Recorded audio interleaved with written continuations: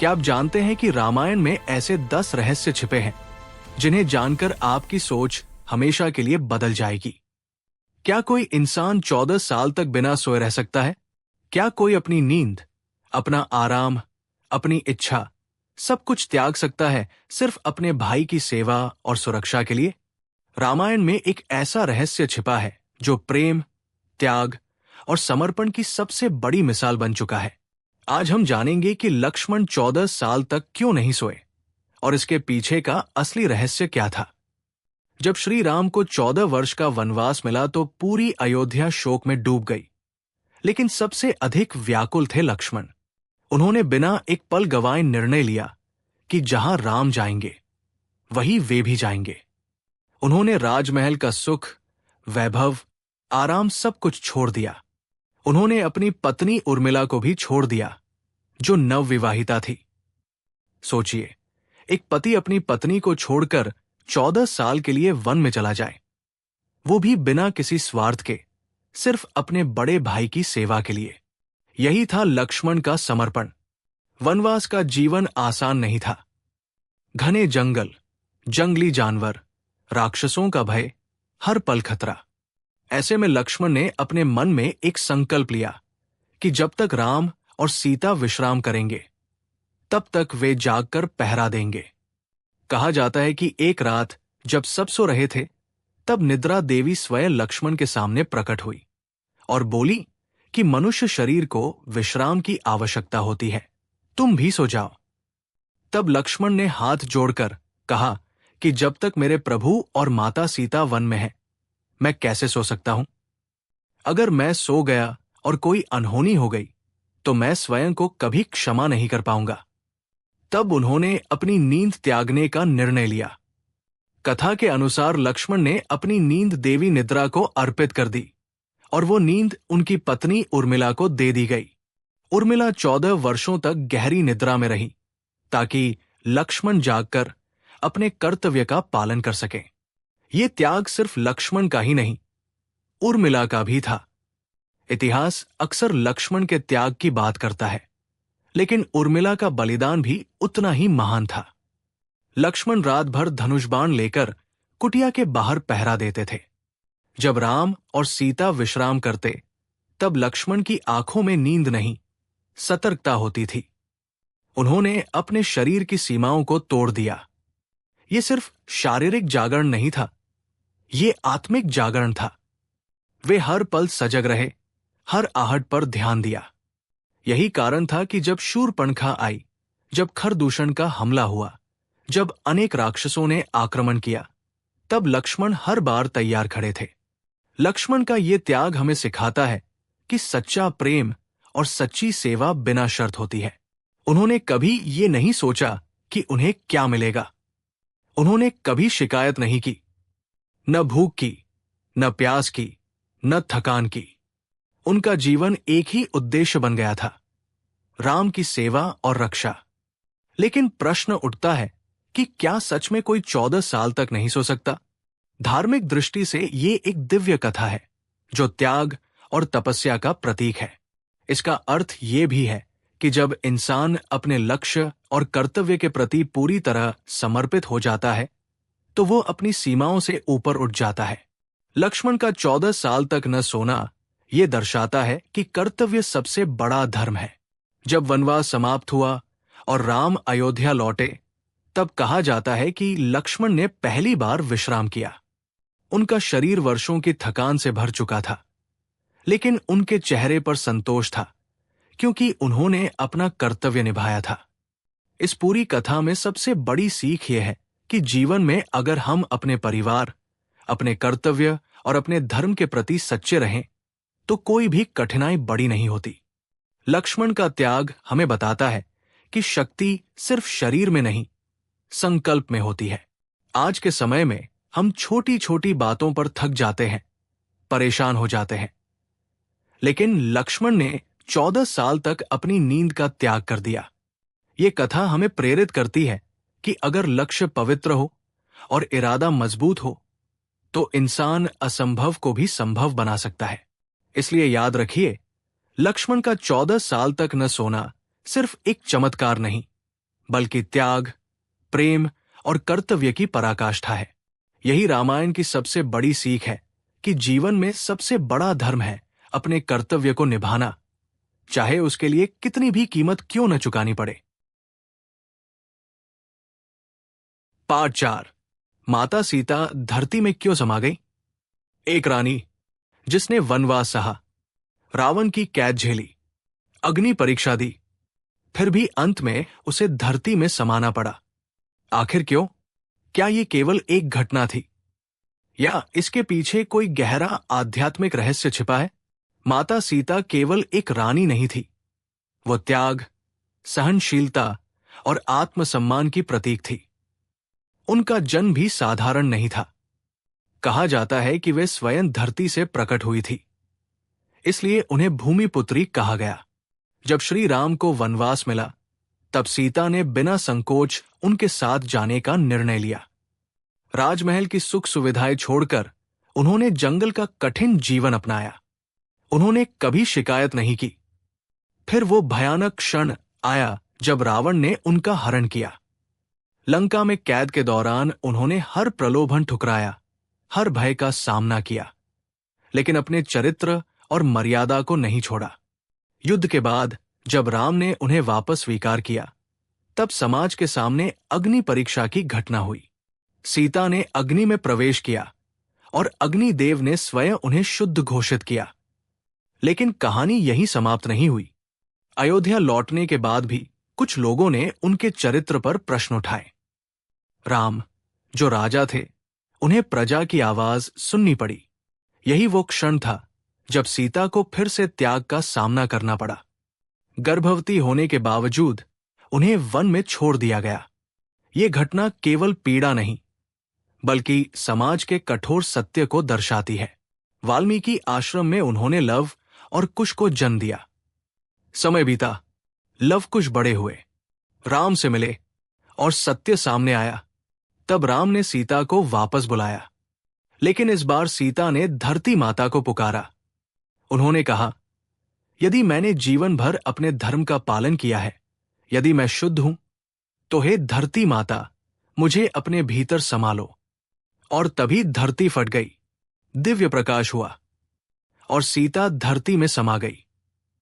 ये केवल एक घटना नहीं थी, ये आत्मसम्मान की घोषणा थी। ये संदेश था कि स्त्री की मर्यादा किसी भी परिस्थिति में कम नहीं आंकी जा सकती। सीता का धरती में समाना ये दर्शाता है कि वो इस संसार में अपनी भूमिका पूर्ण कर चुकी थी। वो धरती की संतान थी और अंत में धरती में लौट गई। इस घटना का रहस्य हमें ये सिखाता है कि सहनशीलता की भी एक सीमा होती है। जब आत्मसम्मान पर प्रश्न उठे, तो सीता ने संसार को छोड़ना स्वीकार किया, लेकिन अपने सत्य से समझौता नहीं किया। रामायण का ये अध्याय हमें गहराई से सोचने पर मजबूर करता है। क्या हम अपने जीवन में दूसरों के सम्मान को समझते हैं? क्या हम सत्य और मर्यादा का पालन करते हैं? माता सीता की कहानी दुखद जरूर है, लेकिन उसमें छिपा संदेश बहुत शक्तिशाली है। त्याग महान है, लेकिन आत्मसम्मान उससे भी बड़ा है। सीता का जन्म ही एक रहस्य था। कहा जाता है कि राजा जनक जब यज्ञ के लिए भूमि जोत रहे थे, तब हल्की नोक से एक बालिका प्रकट हुई। वो बालिका कोई साधारण नहीं थी, वो स्वयं धरती की संतान थी। इसलिए उनका नाम पड़ा सीता। उनका जीवन प्रारंभ से ही दिव्य था। समय बीता, उनका स्वयंवर हुआ। धनुष टूटने की गूंज से पूरी सभा कांप उठी। वो क्षण था जब श्री राम और सीता का मिलन हुआ। ये केवल विवाह नहीं था, ये धर्म और शक्ति का मिलन था। लेकिन सुख अधिक समय तक नहीं ठहरा। राम को वनवास मिला। महल की दीवारों के बीच रहने वाली सीता ने बिना एक पल सोचे निर्णय लिया, जहां मेरे पति वहीं मेरा जीवन। उन्होंने राजसी वस्त्र उतार दिए, आभूषण त्याग दिए और वन की कठिन राह चुन ली। वन का जीवन कठिन था। कांटे, पत्थर, तपती धूप, ठंडी रातें, लेकिन सीता के चेहरे पर शिकायत नहीं थी। वो मुस्कुराकर हर कठिनाई सहती रही। ये त्याग का पहला अध्याय था। फिर वो भयानक क्षण आया जब रावण छल से उन्हें हर ले गया। लंका की अशोक वाटिका में वो अकेली थी। चारों ओर राक्षसियां, भय और अपमान का वातावरण। रावण ने बार बार उन्हें प्रलोभन दिया, सोने की लंका, वैभव, शक्ति। लेकिन सीता अडिग रही। उन्होंने घास का एक तिनका उठाकर कहा, मेरे लिए तुम इस तिनके से भी छोटे हो। ये केवल शब्द नहीं थे, ये एक स्त्री का साहस था। युद्ध हुआ। रावण का अंत हुआ। राम ने सीता को मुक्त कराया, लेकिन समाज के सामने उनकी शुद्धता सिद्ध करने के लिए अग्नि परीक्षा हुई। सोचिए, जिसने एक पल भी अपने चरित्र से समझौता नहीं किया, उसे अग्नि में उतरना पड़ा। सीता ने बिना भय के अग्नि में प्रवेश किया। अग्निदेव ने स्वयं उन्हें शुद्ध घोषित किया। लेकिन क्या समाज संतुष्ट हुआ? अयोध्या लौटने के बाद भी कुछ लोगों ने प्रश्न उठाए। एक धोबी के शब्दों ने पूरे राजधर्म को हिला दिया। राम राजा थे, उन्हें प्रजा की भावना का सम्मान करना था। और यहीं से शुरू हुआ सीता के जीवन का सबसे पीड़ादायक अध्याय। गर्भवती होने के बावजूद उन्हें वन में छोड़ दिया गया। सोचिए, एक स्त्री जिसने सब कुछ त्याग दिया, जिसने हर परीक्षा दी, उसे फिर अकेले वन में रहना पड़ा। वाल्मीकि आश्रम में उन्होंने लव और कुश को जन्म दिया। उन्होंने अपने बच्चों को बिना किसी शिकायत के बड़ा किया। उन्होंने कभी राम के खिलाफ एक शब्द नहीं कहा। उन्होंने अपने दुख को अपने भीतर ही रखा। वर्ष बीते, लव और कुश बड़े हुए। उन्होंने रामायण का पाठ किया। जब राम को सत्य पता चला, तब उन्होंने सीता को वापस बुलाया। सभा लगी, सब उपस्थित थे। राम ने कहा, सीता, अयोध्या तुम्हारा इंतजार कर रही है। लेकिन इस बार सीता ने निर्णय लिया। उन्होंने धरती माता को पुकारा, यदि मैंने जीवन भर अपने धर्म का पालन किया है, यदि मैंने कभी अपने चरित्र से समझौता नहीं किया, तो हे धरती माता, मुझे अपने भीतर संभालो। और तभी धरती फट गई, दिव्य प्रकाश फैला, एक सिंहासन प्रकट हुआ। धरती माता ने अपनी पुत्री को अपने भीतर समा लिया।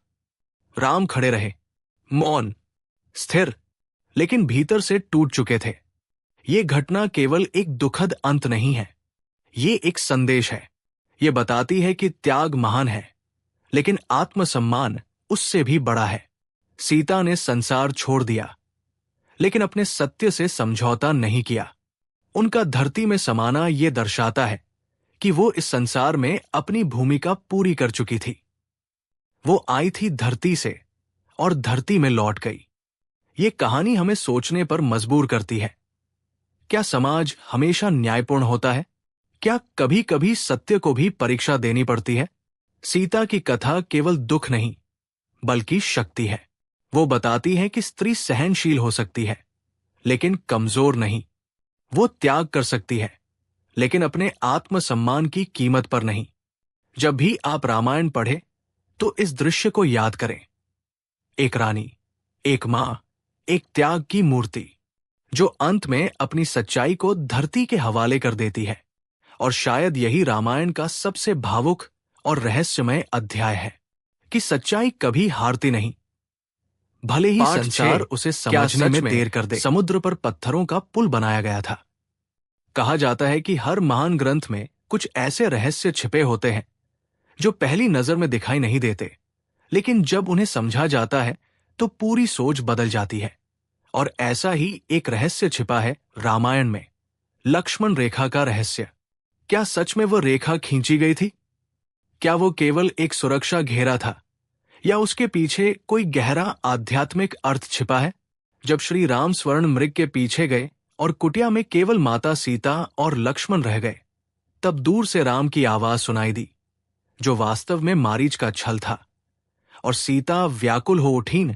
उन्होंने लक्ष्मण से आग्रह किया कि वे तुरंत राम की सहायता के लिए जाएं। लेकिन लक्ष्मण जानते थे कि राम को कोई संकट नहीं हो सकता। फिर भी परिस्थितियों के दबाव में उन्हें जाना पड़ा। और जाने से पहले उन्होंने कुटिया के बाहर एक रेखा खींची और कहा कि आप इस सीमा को पार न करें। ये रेखा केवल मिट्टी पर खींची गई लकीर नहीं थी, ये विश्वास की सीमा थी। ये सुरक्षा का प्रतीक थी, ये मर्यादा का संकेत थी। लेकिन जब रावण साधु का वेश धारण कर आया और भिक्षा मांगी, तब सीता धर्म संकट में पड़ गई। एक ओर अतिथि धर्म, दूसरी ओर लक्ष्मण की चेतावनी, और उसी द्वंद में उन्होंने वो सीमा पार कर दी। और जैसे ही वो रेखा पार हुई, घटनाओं की दिशा बदल गई। रावण ने उनका हरण कर लिया और यहीं से शुरू हुआ रामायण का सबसे बड़ा युद्ध। लेकिन रहस्य यही नहीं रुकता।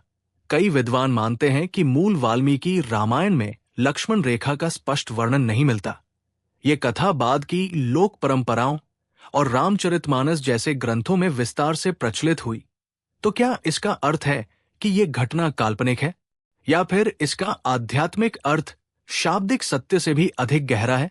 लक्ष्मण रेखा वास्तव में जीवन की सीमाओं का प्रतीक है। वो बताती है कि हर व्यक्ति के जीवन में कुछ मर्यादाएं होती हैं, कुछ सीमाएं होती हैं, जिन्हें पार करने पर परिणाम बदल जाते हैं। ये केवल सीता की कथा नहीं, ये हर मनुष्य की कथा है। जब हम अपनी सुरक्षा, अपने विवेक, अपनी मर्यादा की रेखा पार करते हैं, तब जीवन में संकट प्रवेश कर जाता है। इस रहस्य का एक और पहलू है। क्या रावण उस रेखा को पार कर सकता था? मान्यता है कि वो उस सीमा को पार नहीं कर सका, इसलिए उसने सीता को बाहर आने के लिए बाध्य किया। इसका अर्थ यह है कि अधर्म सीधे धर्म की सीमा में प्रवेश नहीं कर सकता। जब तक हम स्वयं अपनी सीमा न तोड़ दें, बुराई तब तक प्रभावी नहीं होती जब तक हम उसे आमंत्रित न करें। लक्ष्मण रेखा हमें यह भी सिखाती है कि विश्वास कितना महत्वपूर्ण है। लक्ष्मण ने जो कहा वो सुरक्षा के लिए कहा, लेकिन परिस्थितियों और भावनाओं ने निर्णय को बदल दिया। यही जीवन का सत्य है। जब भावनाएं विवेक पर हावी हो जाती हैं, तब निर्णय गलत हो सकते हैं। ये कथा केवल एक घटना नहीं, ये चेतावनी है। ये संदेश है कि जीवन में हर किसी को अपनी लक्ष्मण रेखा पहचाननी चाहिए, चाहे वो नैतिकता की हो, रिश्तों की हो, या अपने आत्मसम्मान की हो। क्योंकि जब तक हम अपनी सीमाओं का सम्मान करते हैं, तब तक हम सुरक्षित रहते हैं। रामायण का यह रहस्य हमें सोचने पर मजबूर करता है कि असली रेखा बाहर नहीं, भीतर खींची जाती है। हमारे मन में, हमारे संस्कारों में, हमारे निर्णयों में। और शायद यही कारण है कि लक्ष्मण रेखा आज भी एक मुहावरा बन चुकी है, जो हमें याद दिलाती है कि हर सीमा का एक अर्थ होता है, हर मर्यादा का एक महत्व होता है, और हर निर्णय का एक परिणाम होता है। 7. शबरी के जूठे बेर का रहस्य। भावुक, रहस्यमय और लंबी कथा वीडियो स्क्रिप्ट के लिए तैयार। कल्पना कीजिए, एक बूढ़ी स्त्री, झुर्रियों से भरा चेहरा, कांपते हाथ, पर आंखों में अटूट विश्वास की चमक। जंगल की पगडंडी पर वो रोज सुबह झाड़ू लगाती है, सूखे पत्ते हटाती है, फूल बिछाती है, और फिर दूर तक देखती है। शायद आज प्रभु आएंगे। यही है वो दृश्य जो हमें रामायण में मिलता है, और उस स्त्री का नाम है शबरी। शबरी किसी राजमहल में जन्मी रानी नहीं थी। वे समाज के उस वर्ग से थी जिसे उस समय नीचा समझा जाता था। लेकिन ईश्वर के लिए ऊंच नीच का कोई अर्थ नहीं होता। शबरी ने बचपन में ही संतों की सेवा को अपना जीवन बना लिया था। उनके गुरु मतंग ऋषि ने अंतिम समय में उनसे कहा था, एक दिन स्वयं श्री राम तुम्हारी कुटिया में आएंगे। बस उसी दिन से शबरी की हर सांस प्रतीक्षा बन गई। वर्ष बीत गए, ऋतुएं बदलती रहीं, बाल सफेद हो गए, शरीर कमजोर हो गया, पर विश्वास कभी कम नहीं हुआ। रोज वे जंगल से बेर तोड़कर लाती, पर वे हर बेर को पहले चखती। क्यों? क्योंकि वे चाहती थी कि प्रभु के मुंह में केवल मीठा फल जाए। खट्टा या कड़वा फल वे अलग रख देती। अब सोचिए, समाज के नियमों के अनुसार किसी के जूठे फल को खाना अपवित्र माना जाता था, और यहां एक भक्त अपने जूठे बेर प्रभु को अर्पित करने जा रही थी। क्या ये अधर्म था या प्रेम की पराकाष्ठा? फिर वो दिन आया जब वन में भटकते हुए राम और लक्ष्मण शबरी की कुटिया तक पहुंचे। शबरी ने जैसे ही राम को देखा, उनकी आंखों से आंसू बहने लगे। वो कांपते हुए उनके चरणों में गिर पड़ी। उन्होंने प्रेम से बेर अर्पित किए, वही बेर जिन्हें वे पहले चख चुकी थी। लक्ष्मण के मन में एक क्षण के लिए प्रश्न आया, पर राम मुस्कुराए। उन्होंने प्रेम से वे बेर खाए, एक एक करके, बड़े आनंद से। उन्होंने कहा, इन बेरों से मीठा कुछ नहीं, यहां छिपा है सबसे बड़ा रहस्य। ईश्वर को वस्तु की पवित्रता नहीं चाहिए, हृदय की पवित्रता चाहिए। शबरी के जूठे बेर इसलिए स्वीकार हुए क्योंकि उनमें छल नहीं था, अहंकार नहीं था, केवल प्रेम था। अगर हम गहराई से देखें तो ये घटना समाज की रूढ़ियों को तोड़ती है। ये बताती है कि भक्ति में जाति, वर्ग, पद, प्रतिष्ठा का कोई स्थान नहीं। प्रभु ने शबरी के बेर खाकर ये संदेश दिया कि सच्ची भक्ति वही है जिसमें स्वार्थ नहीं, केवल समर्पण हो। एक और रहस्य, शबरी ने वर्षों तक प्रतीक्षा क्यों की? क्योंकि सच्ची भक्ति अधीर नहीं होती, वो समय से नहीं, विश्वास से चलती है। आज हम तुरंत फल चाहते हैं, तुरंत परिणाम चाहते हैं, पर शबरी की कहानी कहती है, अगर विश्वास अडिग हो तो प्रभु स्वयं चलकर आते हैं। यह प्रसंग केवल एक बूढ़ी स्त्री और कुछ बेरों की कहानी नहीं है, ये प्रेम की परिभाषा है। यह बताता है कि ईश्वर तक पहुंचने का मार्ग ज्ञान, धन या शक्ति से नहीं, बल्कि सरल हृदय से जाता है।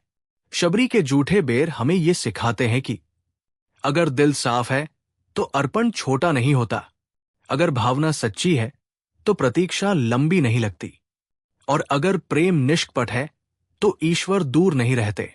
तो अगली बार जब आप ये कथा सुने तो इसे केवल चमत्कार न समझे, ये मानवता के लिए संदेश है कि भक्ति में सबसे बड़ा नियम है प्रेम। रावण इतना ज्ञानी होते हुए भी क्यों हार गया? वो वेदों का ज्ञाता था, शिव का परम भक्त था, उसकी लंका सोने की थी, उसके पास अपार शक्ति थी, फिर भी अंत में उसका साम्राज्य राख हो गया। आखिर क्यों? क्या केवल इसलिए कि उसके सामने श्री राम थे, या उसकी हार के पीछे कोई और गहरा रहस्य छिपा था?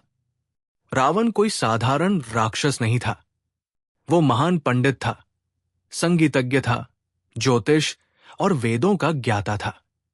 उसने शिव तांडव स्तोत्र की रचना की, देवता भी उसकी तपस्या से कांप उठे थे। उसने ब्रह्मा से वरदान पाया था। उसके 10 सिर केवल शक्ति का प्रतीक नहीं थे, वे उसके ज्ञान और सामर्थ्य का संकेत थे। लेकिन यही से शुरू होती है उसकी सबसे बड़ी भूल। ज्ञान होने के बाद भी विवेक का न होना, शक्ति होने के बाद भी संयम का न होना, यही उसके पतन का कारण बना।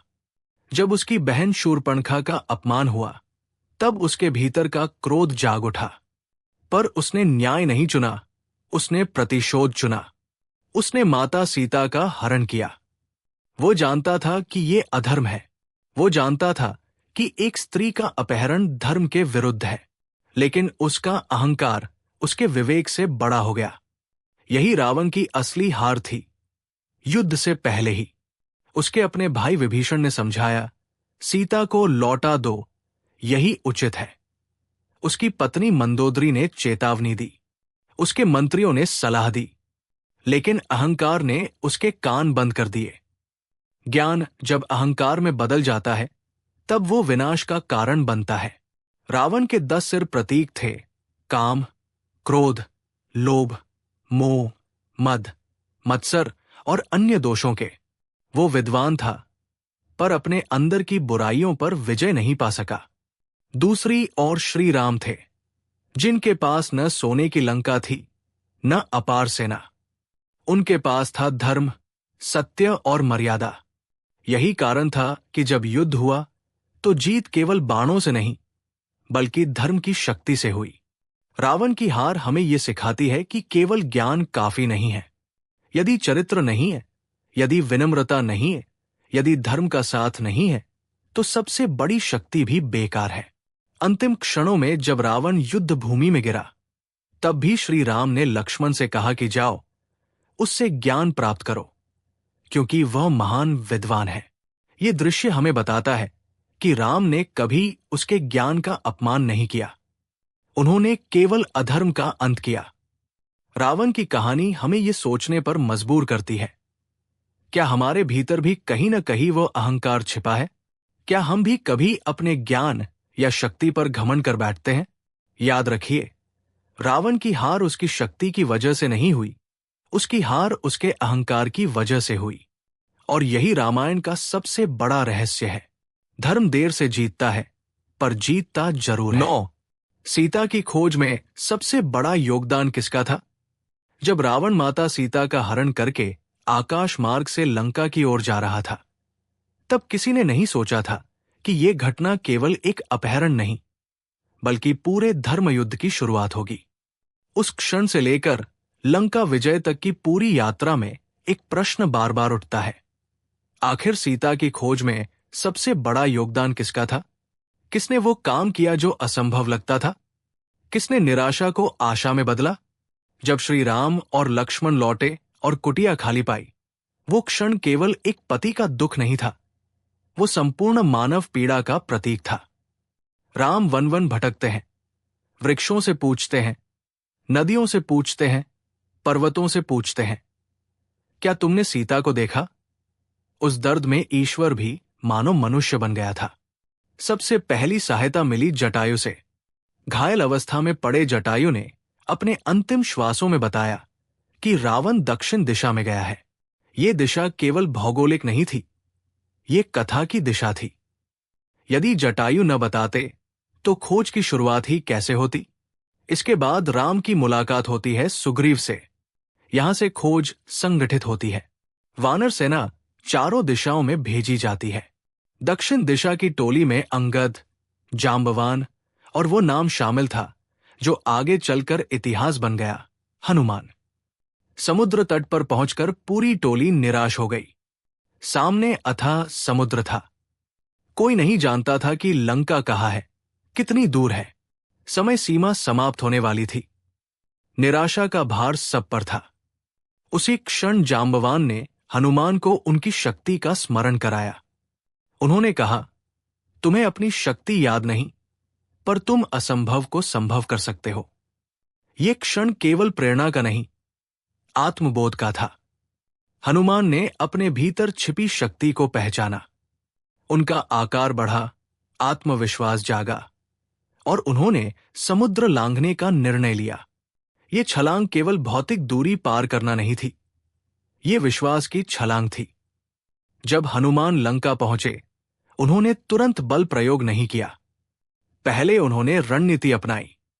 लंका की सुरक्षा व्यवस्था देखी, महलों का निरीक्षण किया, राक्षसों की शक्ति को परखा। अंततः वे अशोक वाटिका पहुंचे, जहां माता सीता अशोक वृक्ष के नीचे बैठी थी, निराश पर अड़िग। हनुमान ने पहले वृक्ष के ऊपर से राम कथा सुनाई ताकि सीता का विश्वास जागे। फिर उन्होंने राम की मुद्रिका प्रस्तुत की। वो मुद्रिका केवल एक अंगूठी नहीं थी, वो आशा थी, प्रमाण था, वचन था। सीता के आंसू बदल गए निराशा से विश्वास में।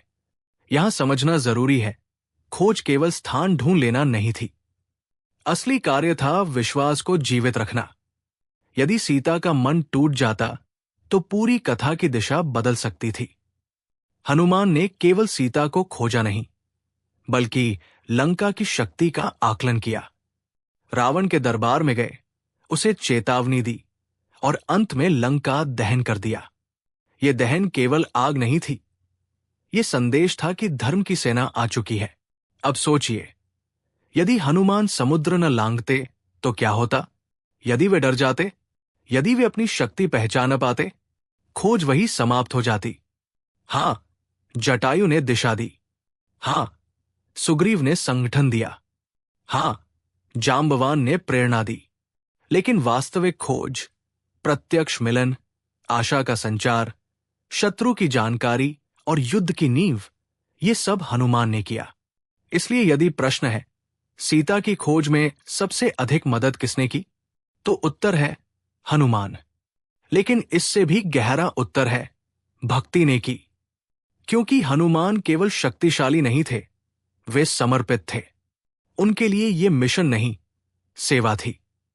वे राम के दास थे और यही दासत्व उनकी सबसे बड़ी शक्ति बना। सीता की खोज केवल एक भौतिक यात्रा नहीं थी, ये विश्वास की यात्रा थी। और उस यात्रा का सबसे उज्जवल दीपक थे हनुमान।